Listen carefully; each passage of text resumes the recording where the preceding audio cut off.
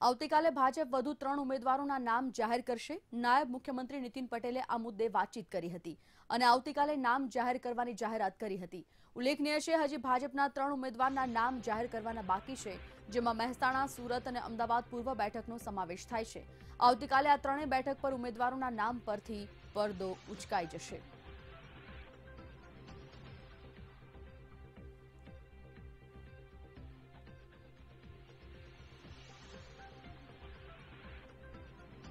સંવાદદાતા હર્ષદ પંચોલી જોડાઈ ગયા છે, તેઓ સાથે વાત કરીએ। હર્ષદ, ફાઇનલી હવે આવતીકાલે આ ત્રણેય બેઠકો જે ભાજપની બાકી છે જાહેર કરવાની, તેના નામ પરથી પડદો ઉચકાઈ જશે। અમદાવાદ પૂર્વ, સુરત અને મહેસાણા આ 3 બેઠકો પર હજી પણ ભાજપનું કોકડું ગૂંચવાયેલું છે। શું ચાલી રહ્યું છે?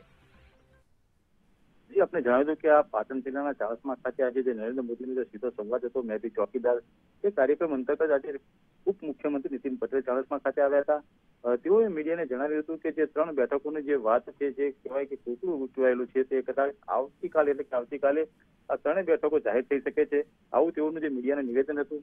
મહત્વની બાબત છે કે આજનો જે કાર્યક્રમ હતો જેમાં મોટી સંખ્યામાં જે ભાજપના આગેવાનો હતા, કાર્યકરો હતા, પરંતુ નીતિન પટેલનું આજે એક વિવાદાસ્પદ જે કહેવાય નિવેદન પણ હતું। તેમાં તેઓએ રાહુલ ગાંધીને જે કહેવાય કે તેઓ વાઘના મોઢામાં, સિંહના મોઢામાં બેઠા છે અને તેઓને ખાઈ જશે, એક વિવાદિત નિવેદન પણ તેઓ આપી બેઠા હતા। એટલે આજનો જે કાર્યક્રમ હતો એ થોડો વિવાદને લઈને પણ ચાલ્યો હતો।